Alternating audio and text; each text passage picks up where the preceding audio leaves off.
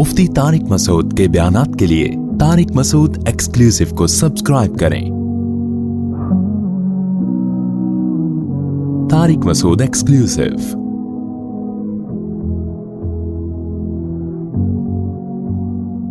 हमारे एक दोस्त हैं, अहले हदीस हैं, काबिल एहतराम है मेरे लिए। अभी उनका एक क्लिप चल रहा है, इमाम अबू हनीफा का स्पेशल नाम ले लेके ना कि इमाम हनीफा बहुत अच्छे थे, लेकिन गलती तो हर एक से हो सकती है, तो अबू हनीफा से क्यों नहीं हो सकती? समझ रहे हो? मुज्तहिदीन मासूम तो नहीं होते, अबू हनीफा से भी तो हो सकती है। मेरा दिल चाह रहा था मैं इनको फ़ोन करके कहूँ कि हज़रत हमने कब कहा कि नहीं हो सकती। बात यह है कि उनसे गलती का जितना इम्कान है ना, आपसे गलती का इम्कान उनसे ज़्यादा है। ये कैसी बात है कि उनसे नहीं हो सकती, आपसे हो सकती, उनसे हो सकती है, आपसे नहीं हो सकती? तो ये क्यों लोगों को कह रहे हैं कि अबू हनीफा से? मकसद सिर्फ अबू हनीफा से काटना है। समझ में आ रही है बात कि नहीं आ रही? बार बार के मुज्तहिदीन जो हैं, अबू हनीफा, मालिक, शाफी, अहमद बिन हंबल, इनसे भी गलती हो सकती है, हम इनके पाबंद नहीं हैं, हम कुरान और हदीस के पाबंद हैं। भाई कुरान हदीस के अबू हनीफा भी पाबंद थे, आप भी पाबंद हैं, यकीनन हैं, लेकिन अबू हनीफा जब कुरान और हदीस को बयान करेंगे उसमें गलती का इम्कान कम है, और आप जब बयान करेंगे तो गलती का इम्कान ज्यादा है। और फिर भी यकीन ना आए ना तो कभी हमसे मिलें, हमारे पास आए खुशबू लगा के, तो हम आपको बताएंगे अबू हनीफा से इज्तिहादी गलतियों का इम्कान कम है, और आप लोगों ने जो फतवे दिए हैं ना उसमें इम्कान बहुत ज्यादा है। कितने क्लिप हैं जो हम निकाल निकाल के चलाएंगे आपके। समझते हो कि नहीं समझते? तो जो एक्सपर्ट होता है उससे इम्कान कम होता है, मासूम हम किसी को नहीं मानते, इसी वजह से माहिरीन को फॉलो किया जाएगा। देखो एक डॉक्टर है, क्या इलाज में उससे गलती का इम्कान नहीं है क्या? अब एक आम आदमी जो उस लेवल का डॉक्टर नहीं है, चंद किताबें पढ़ी हैं उसने, वो क्लिनिक खोल के बैठ जाए और किताबों से आपको दिखा रहा हो ये इसका इलाज ये है, इसका इलाज ये है, इसका इलाज ये। आप कहते हैं यार इतने बड़े बड़े एक्सपर्ट डॉक्टर तो कुछ और कह रहे हैं, आप कहें वो मासूम है क्या, उनसे गलती का इम्कान नहीं है? तो आप जवाब में क्या कहेंगे? भाई यकीनन है, लेकिन उनसे इम्कान कम है, आपसे इम्कान ज्यादा। एक बात ये। दूसरी बात ये, एक गलती का अहल है और एक गलती का अहल ही नहीं है।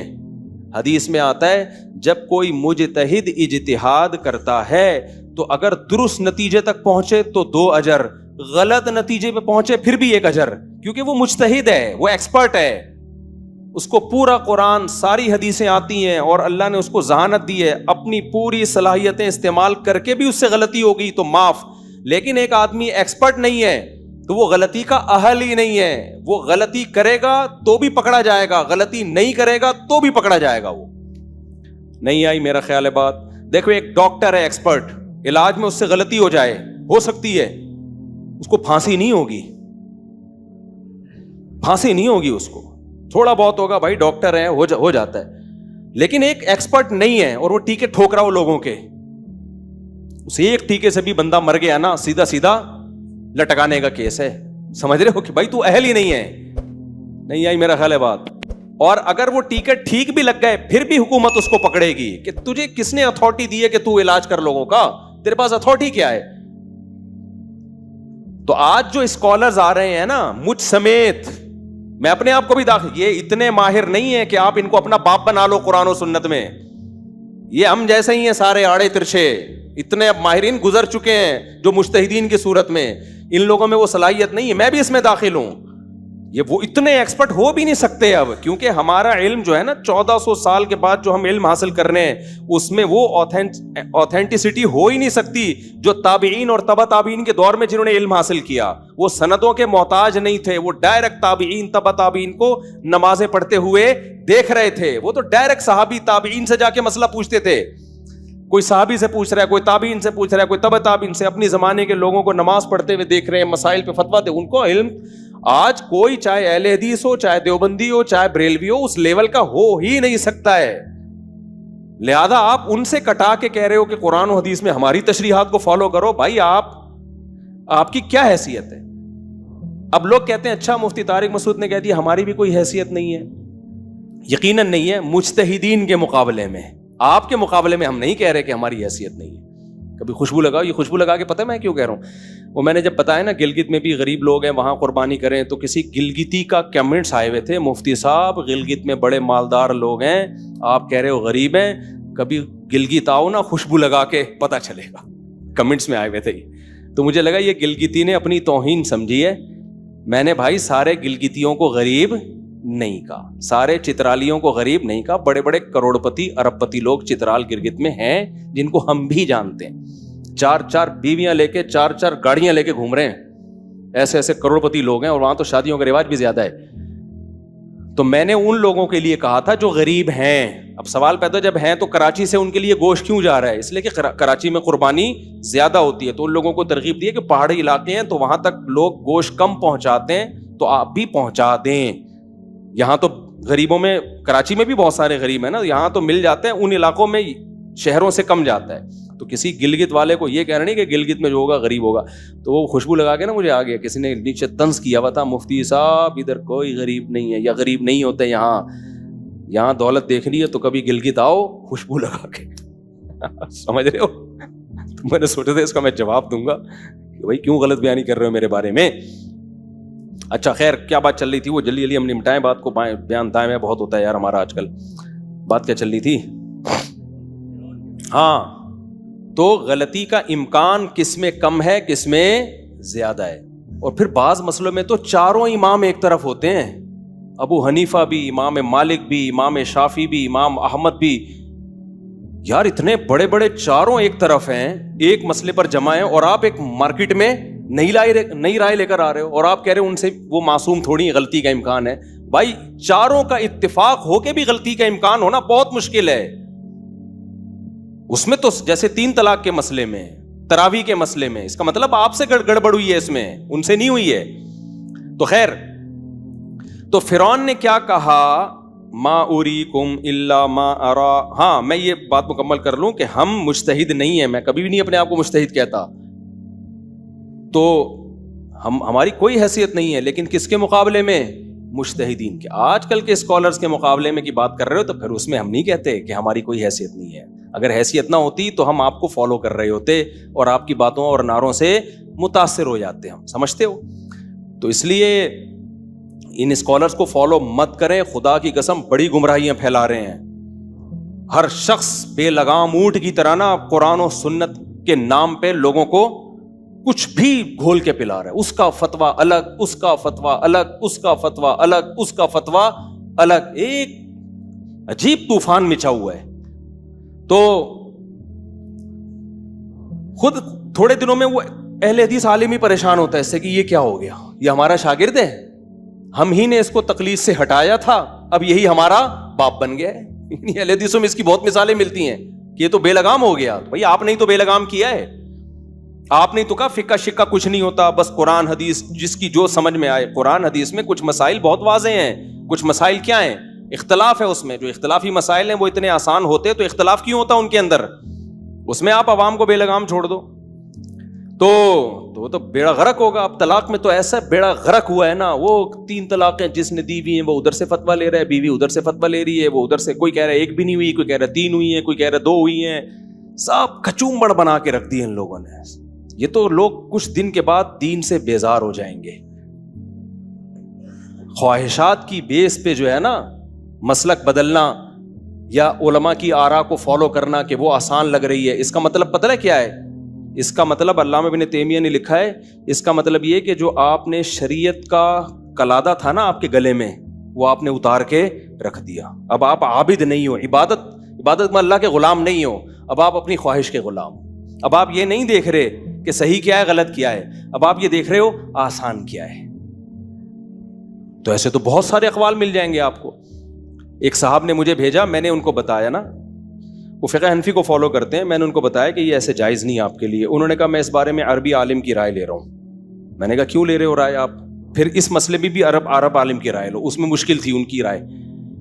کہہ رہے نہیں میں اس میں نہیں لوں گا, کیونکہ جس عالم کی رائے کو میں فالو کر رہا ہوں انہوں نے مجھے بتایا ہے کہ نبی صلی اللہ علیہ وسلم کے سامنے جب بھی 2 معاملات آتے, ایک مشکل ایک آسان, اختار ایسرہما, آپ آسان کو لیتے مشکل کو چھوڑ دیتے. تو اس عالم نے مجھے کہا ہے کہ بھائی جہاں آسانی نظر آئے اس کو لے لو. میں نے کہا یہی اس عالم کے فارغ ہونے کی دلیل ہے کہ ایک حدیث جو اس کو فیور کر رہی تھی وہ لے لی, جو ان کے اگینسٹ جا رہی ہے وہ نہیں لی. میں نے کہا بخاری کی حدیث میں آتا ہے کہ اللہ کے نبی صلی اللہ علیہ وسلم نے فرمایا حلال بھی واضح حرام بھی واضح, اس کے درمیان کچھ چیزیں مشتبہات میں سے ہیں, تو جو مشتبہات سے بچے گا وہ حرام سے بھی بچ جائے گا. حدیث کا مفہوم ہے. تو میں نے کہا اب جب اختلاف ہو گیا تو مشتبہ تو ہو گیا نا, پھر اس حدیث کا تقاضا یہ ہے کہ جو احتیاط والا قول ہے اس کو لے لو. کیا خیال ہے؟ میں نے کہا یہ کیا بات ہے کہ وہ عالم وہ حدیث سنا رہے ہیں کہ نبی آسانی کو ترجیح دیتے تھے, وہ حدیث جس میں احتیاط پر عمل کرنے کا حکم دیا جا رہا ہے, آپ اس حدیث کو کیا کر رہے ہو, آپ اس کو چھوڑ رہے ہو آپ. میں نے کہا اس حدیث کا یہ مطلب نہیں ہے ایسرہما, جب بھی آپ لیتے تو آسان چیز کو لے لیتے, یہ مطلب نہیں ہے کہ جب دو مجتہدین کا اختلاف ہو تو پھر جو آسان قول ہوگا اس کو لیا جائے گا, یہ نہیں ہے. اس بے راہ روی کا پتہ ہے نتیجہ کیا نکلا ہے؟ جو قرآن و سنت کے نام پہ پبلک کو بے لگام اونٹ کی طرح کر دیا نا لوگوں نے, مجتہدین کا اور فقہ کا پابند نہیں بنایا, اس کا نتیجہ میں ابھی لکھ کے دے رہا ہوں, 20-30 سال کے بعد متا حلال ہو جائے گا. اور اسکالرز نے اس پہ قلم اٹھانا شروع کر دیا ہے. آپ قرآن و سنت کو اگر صحابہ اور فقہا سے ہٹا کے سمجھو گے نا تو گمراہی ہی گمراہی ہے. بیچ سے اگر آپ ان اسلاف کو, مجتہدین کو اور صحابہ کو نکال دیا تو پھر کیا ہے؟ گمراہ. ابھی ایک اہل حدیث عالم کا متا کے خلاف بیان آیا, بہت اچھا بیان تھا ان کا, لیکن میرا دل چاہ رہا تھا میں ان سے بولوں کہ حضرت جو شیعہ لوگ جو متا سمجھتے ہیں, ٹیمپریری نکاح, 2 گھنٹے کی شادی, 1 ہفتے کی شادی, ہماری نظر میں اس میں اور زنا میں کوئی بال برابر بھی فرق نہیں ہے, بلکہ زنا سے بدتر ہے. اس لیے کہ زنا میں آپ 2 بندوں کو گواہ نہیں بناتے, اس میں آپ 2 بندوں کو گواہ بنا کے زنا کر رہے ہو کہ گواہ رہنا 2 گھنٹے کا ہمارا ایگریمنٹ ہے. اس ٹائم کو بڑھانے سے کوئی فرق تھوڑی پڑے گا, 2 گھنٹہ بھی ہو سکتا ہے, 2 مہینہ بھی ہو سکتا ہے. گرل فرینڈ کے ساتھ بھی تو کچھ نہ کچھ ایگریمنٹ ہوتے ہیں نا. او بھائی جان, امریکن جب ایک امریکی, میں جب جاپان میں تھا نا تو ایک امریکی جاپان آیا ہوا تھا, تو مجھے لوگوں نے بتایا اس نے میسج چھوڑا ہوا ہے اپنی آئی ڈی سے کہ مجھے 1 ہفتے کے لیے گرل فرینڈ چاہیے کرائے پر, میں 1 ہفتہ ٹور پہ آیا ہوں تو کوئی جیپنی گرل فرینڈ مل جائے گی. جیسے ہم ہوتے ہیں نا, جا رہے ہیں کہ 1 ہفتے کے لیے ٹیکسی چاہیے, 1 ہفتے کے لیے رکشا چاہیے, تو گورے کو 1 ہفتے کے لیے کیا چاہیے تھی؟ Girl friend. تو کرائے پہ ملتی ہیں وہاں پہ. نہیں آئی میرا خیال ہے بات, وہاں گرل فرینڈ پوری دنیا میں ہے. آپ ایسا نہ ہو آپ سب نکل لو یہاں سے بیان کے بعد. 1 ہفتے کے لیے, 2 ہفتے کے لیے گرل فرینڈ ملتی ہے, کس پر؟ کرائے پر. پوری دنیا کو گواہ بنا رہا ہے وہ. خالصتاً زنا ہے یا نہیں ہے؟ بلکہ بدترین زنا, صرف زنا نہیں, بدترین, کہ حرام کاری بھی کر رہے ہو اور دنیا کو اس پہ گواہ بھی بنا رہے ہو. جتنے لوگوں کو گواہ بناؤ گے اتنے بڑے مجرم ہوگے. تو متا میں, زنا میں بال برابر بھی فرق نہیں ہے. اہل حدیث اس کی مخالفت کر رہے ہیں متا کی, اچھی بات ہے, لیکن آپ کو پتا ہے کل یہ حلال ہو جائے گا. کیوں؟ 3 طلاق کو 1 کرنے کی جو اہل حدیثوں نے دلیلیں دی ہیں نا, اسی ٹائپ کی دلیلیں متا کے بارے میں بھی ہیں. لیکن ہم 3 طلاق کو 1 کرنے کے بارے میں کیا کہتے ہیں؟ بھائی صحابہ نے اس کو فالو نہیں کیا. 3 طلاق کو 1 کہنے کی جو دلیل ہے, جو اہل حدیث دیتے ہیں کہ نبی حضرت عبداللہ بن عباس کہتے ہیں ہم نبی کے دور میں 3 طلاق کو 1 شمار کرتے تھے, ابو بکر کے دور میں 3 کو 1 شمار کرتے تھے, عمر کے ابتدائی دور میں بھی 3 کو 1 شمار کرتے تھے. حضرت عمر نے کیا لا بنا دیا؟ 3 کتنی ہوں گی؟ 3. تو حضرت عمر کا یہ سیاسی فیصلہ تھا, اصل وہی ہے جو قرآن و سنت میں ہے. 3 کتنی ہوتی ہیں؟ 1. اس کے ہم جواب کیا دیتے ہیں؟ او بھائی بالکل اسی طرح کی حدیث جابر بن عبداللہ متا کے بارے میں بیان کرتے ہیں کہ ہم نبی کے دور میں متا کیا کرتے تھے, ابو بکر کے دور میں متا کیا کرتے تھے, حضرت عمر نے متا کو کیا الگ کر دیا؟ حرام. یہی دلیل کون دے رہا ہے؟ شیعہ دے رہے ہیں متا, اور صحیح مسلم کی حدیث ہے یہ. صرف حدیث دیکھ کے فوراً متاثر ہو جانا اور فتویٰ دے دینا, اگر یہ امت کو بے لگام کر دیا جائے تو جیسے 3 طلاقیں 1 ہیں, چند سالوں بعد متا بھی کیا ہو جائے گا؟ بولو, حلال. کیا برداشت کر لو گے یہ اپنی سوسائٹی میں؟ نہیں یاری میرا خیال ہے باسا.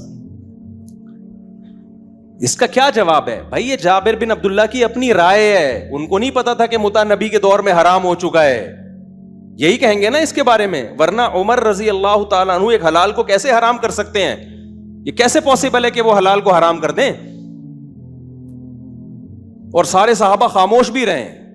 یہ ممکن نہیں ہے. حضرت عمر سے اگر ایک غلطی ہوگی تو باقی صحابہ سے بھی خاموشی ہو سکتی ہے. ہم کہتے ہیں صحابہ غلط نہیں ہو سکتے. تو جیسے صحابہ نے حضرت عمر کے متع کو حرام قرار دینے والے قانون کو مانا ہے, ایسے ہی صحابہ نے حضرت عمر کے 3 کو 3 کہنے والے قانون کو بھی مانا ہے. تو نہ اس میں صحابہ غلط نہ اس میں غلط. تو جو متع والی حدیث کا جواب ہے وہی 3 طلاق والی حدیث کا بھی جواب ہے. اب متع والی حدیث کا کیا جواب ہے؟ ہم کہتے ہیں یار سب صحابہ حرام سمجھتے تھے, تو کیا جواب ہے اس کا؟ جواب یہی ہے بھائی متع نبی کے دور میں حرام ہو گیا تھا, عین ممکن ہے جابر بن عبداللہ کو پتہ نہ چلاؤ. تو حضرت عمر نے کوئی نیا کام نہیں کیا, کیونکہ متع کیسے حرام ہے قرآن سے پتہ چلتا ہے. قرآن کہتا ہے الا علی ازواجہم او ما ملکت ایمانہم, مرد کے لیے اپنی خواہش پوری کرنا اپنی بیوی کے علاوہ کوئی راستہ نہیں ہے جس سے انسان متع کرتا ہے. دنیا کی کسی کتاب میں اس کو بیوی نہیں کہا جاتا. سمجھ میں نہیں آ رہی میرا خیال بات؟ قرآن کہہ رہا ہے آپ کے پاس آپشن کس کا ہے؟ صرف وائف کا, بیوی کا آپشن ہے.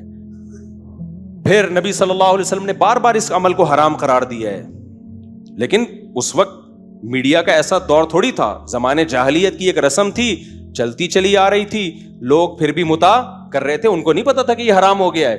حضرت عمر نے اسی حرام کو اپلائی کیا ہے کہ بھائی اب زنا والی سزا دوں گا, کوڑے ماروں گا اس کو, میں شادی شدہ ہوگا تو رجم کروں گا. سمجھتے ہو کہ نہیں سمجھتے ہو؟ حضرت عمر نیا کام نہیں کر سکتے. بالکل اسی طرح زمانہ جاہلیت میں 3 طلاقیں ایک سمجھی جاتی تھیں, چاہے ایک مجلس میں ہو یا الگ الگ مجلس میں ہو. اس میں ایک مجلس کا کہیں تذکرہ نہیں ہے, 1 مہینے میں ہو یا 3 مہینے میں ہو, ایک سمجھی جاتی تھی. یہ عبداللہ بن عباس کی صحیح حدیث ہے موطا کی, حضرت عائشہ سے بھی اس طرح کی روایت منقول ہے. پھر اللہ نے قرآن میں حکم نازل کیا کہ یہ حکم منسوخ, اب 3 کے بعد تمہیں رجوع کا حق بولو نہیں ہے. تو منسوخ ہو گیا, لیکن عین ممکن ہے جیسے متع کا بہت سارے صحابہ کو, بعض صحابہ کو علم نہیں ہوا کہ حرام ہے, ایسے ہی عین ممکن ہے 3 طلاق کے ایک والے مسئلے کا بعض صحابہ کو علم نہ ہو کہ وہ حرام ہو گئی, اب 3 کے بعد رجوع کا حق نہیں ہے. کیونکہ ہمیں حدیث ہی سے پتہ چلتا ہے کہ نبی کے دور میں اکٹھی 3 طلاقیں آپ کی محفل میں دی گئی ہیں اور آپ نے اس کو نافذ کیا ہے. بخاری کی حدیث ہے. سمجھ میں نہیں آ رہی میرا خیال ہے بات؟ یہ میری کتاب ہے نا طلاق ثلاث پر, وہ کبھی پڑھ لیں. اس لیے میں کہتا ہوں یہ اہل حدیثوں نے بہت بڑا بلنڈر کیا ہے جو 3 طلاق کو ایک کہتے ہیں, کہیں کخ بھی نہیں ملتا ہمیں اس میں. اور پھر بھی یقین نہ ہے کوئی اہل حدیث کا بڑا عالم آئے خوشبو لگا کے, تو جواب دوں گا انشاءاللہ, یا مجھے بلا لو میں خوشبو لگا کے آ جاؤں گا. تو سمجھتے ہو ایک سے غلطی ہوگی نا, سارے صحابہ سے غلط ہو رہی. حضرت عمر بھی غلط کر رہے ہیں 3 کو 3 قرار دے کر, حضرت علی بھی اسی کو فالو کر رہے ہیں, حضرت عثمان بھی اسی کو فالو کر رہے ہیں, پھر عبداللہ بن مسعود بھی اسی کو فالو کر رہے ہیں, پھر عبداللہ بن عباس جو حدیث کے راوی ہے وہ بھی 3 کو 3 قرار دے رہے ہیں. اور بھائی جان, اور جب ان سے کہا جائے کہ یہ سارے غلط تھے, کہہ رہے ہیں معصوم نہیں ہے, ان سے غلطی کا امکان ہے. ہم نے کلمہ نبی کا پڑھا ہے, عمر کا, عثمان کا, علی کا, عبداللہ بن مسعود کا نہیں پڑھا. او بھائی جان, یہ معصوم نہیں تھے ہم مانتے ہیں, لیکن ان سے غلطی کا امکان کم ہے, آپ سے غلطی کا امکان زیادہ ہے. اس لیے میں 3 طلاق کے مسئلے میں بہت سینسیٹیو ہوں. اس مسئلے میں اہل حدیث کا فتویٰ لے کے 3 طلاقوں کے بعد بیوی کو رکھنا جائز نہیں ہے. قیامت میں خدا کو کیا منہ دکھاؤ گے تم؟ اللہ کہے گا عمر کا فتویٰ تھا 3 ہوتی ہیں. اہل حدیث پتہ ہے گڑبڑ کیا کرتے ہیں؟ حنفیوں کے فتوے کو مت مانو, حنفیوں کے فتوے کو, یہ تقلید کے اندھی تقلید ہے. بھاڑ میں جائے, آپ حنفیت کو ایک طرف رکھو. ابو حنیفہ نے جو 3 کو 3 کہا نا, حنفی ہونے کی وجہ سے نہیں کہا ہے, اس لیے کہ عمر کا قانون تھا, عثمان کا قانون تھا, علی کا قانون تھا, عبداللہ بن مسعود کا قانون تھا, عبداللہ بن عباس کا قانون تھا, ابو ہریرہ کا قانون تھا, عبداللہ بن عباس کے شاگرد اکرمہ کا قانون تھا. کتنے لائن لگی ہوئی ہے صحابہ کے فتووں کی. وہ میری کتاب ابھی چھپنے والی ہے, پڑھ لینا وہ انشاءاللہ. تو جو 3 طلاق کو ایک کہہ کے رکھتا ہے نا اور کہتے ہیں میں حنفیوں کو نہیں مانتا, میں قرآن حدیث کو مانتا ہوں, جب خدا تمہیں قیامت میں بلائے گا نا اور اللہ کہے گا کہ عمر غلط تھے اور اہل حدیث ٹھیک تھے, اہل حدیثوں کا مقابلہ ابو حنیفہ سے نہیں کراؤ اس مسئلے میں. اہل حدیثوں کا مقابلہ کس سے کراؤ؟ اہل حدیث کا مقابلہ مجھ سے نہیں کراؤ کہ مفتی طارق مسعود کا فتویٰ 3 ہوتی ہیں اور اہل حدیث کا فتویٰ 3 ہوتی ہیں. تو اہل حدیث چونکہ قرآن حدیث کو فالو کرتے ہیں اس لیے ہم ان کو مانیں گے. مفتی طارق مسعود تو حنفی ہے. یہ کہہ کے دنیا میں تو تم الو بنا سکتے ہو لوگوں کو, آخرت میں یہ عذر نہیں چلے گا, کیونکہ قرآن جہاں طلاق کے حکام بیان کرتا ہے نا, وہاں کہتا ہے یہ اللہ کی حدود ہیں, باؤنڈری ہے, اس کو کراس کرنے کی اجازت نہیں. تو دنیا میں تم یہ کہہ سکتے ہو مفتی طارق مسعود کا فتویٰ یہ حنفی ہے اور وہ قرآن حدیث کو مانتے ہیں. وہ بھائی جان صحابہ زیادہ قرآن حدیث کو مفتی طارق مسعود اگر 3 کو 3 کہتا ہے نا, اس لیے نہیں کہ میرا فتویٰ ہے, اس لیے کہ عمر کا قول, عمر کا قانون ہے, عثمان کا قانون ہے, علی کا قانون ہے, عبداللہ بن مسعود کا فتویٰ ہے, عبداللہ بن عباس کا فتویٰ ہے. یہ سارے حوالے میری کتابوں میں, اور بھی بہت سارے صحابہ ہیں ان کے حوالے میری کتاب میں لکھے ہوئے اور میں نے یوٹیوب پہ ڈالے بھی ہیں. یہ سمجھتے ہو گے نہیں سمجھتے؟ تو اللہ کو کیا جواب دو گے؟ اللہ کہے گا علی نے بھی غلطی کی, صحیح ہے نا, رضی اللہ عنہ, ان کو نہیں پتا تھا قرآن حدیث کیا ہے. عثمان نے بھی غلطی کی, ان کو نہیں پتا تھا قرآن و حدیث بولو کیا ہے. عمر نے بھی غلطی کی, ان کو نہیں پتا تھا قرآن و حدیث میں کیا ہے. عبداللہ بن عباس جو حدیث کے راوی ہیں جو تم پیش کرتے ہو, وہ خود اس حدیث کے خلاف فتویٰ دے رہے ہیں, ان کو بھی نہیں پتا تھا قرآن حدیث کا مطلب کیا ہے. تم نئے آئے ہو کیا؟ یہ فوراً جواب میں کہیں گے کہ فلاں صحابی کا فتویٰ ہے کہ 3 ایک ہوتی ہیں, تو یہ اختلافی مسئلہ ہے, لہذا من صحابی کی رائے لے رہے ہیں. کسی صحابی کا فتویٰ نہیں ہے, یہ ذہن میں رکھنا. اہل حدیث اس مسئلے میں جب پھنستے ہیں نا تو پتہ ہے کیا کرتے ہیں, جب قرآن حدیث میں پھنستے ہیں تو پھر دیوبندیوں کے حوالے دینا شروع کر دیتے ہیں کہ فلاں دیوبندی نے لکھا ہے کہ 3 ایک ہوتی ہیں, فلاں دیوبندی نے لکھا ہے کہ 8 تراویح اصل ہیں. جہاں پھنسے قرآن و سنت میں فوراً حوالے کس کے آئیں گے؟ بھائی سارے دیوبندی بھی لکھ کے, کتاب بھی لکھ کے چلے جائے, ہماری صحت پہ کوئی اثر بولو نہیں پڑتا اس, کیونکہ ہم قرآن و سنت کو مانتے ہیں. ہم نے کلمہ علماء دیوبند کا نہیں پڑھا, اور نہ ہمارے علماء دیوبند نے دیوبندیت کا کلمہ پڑھا ہے. ہم نے کبھی ٹھیکہ لیا ہی نہیں ہے غلط چیز میں علماء دیوبند کا دفاع کرنے کی. اگر ان سے کوئی غلطی ہوئی ہے تو وہ غلطی کا ہم نے ٹھیکہ لیا ہی نہیں ہے. سمجھتے ہو؟ اکابر کا بھی یہی عقیدہ ہے کہ ہم نے اپنے کسی اکابر کی غلط بات کو ٹھیک کرنے کی کوشش بولو نہیں کرنی ہے.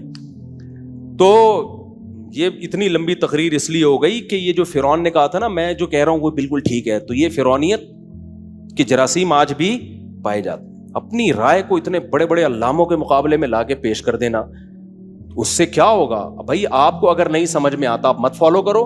عوام کس کو فالو کرے گی؟ عوام قرآن حدیث کا سمجھنے میں فقہا کی طرف جائے, یہ زیادہ بہتر ہے بنسبت آج کے اسکالرز کی طرف آنے کے.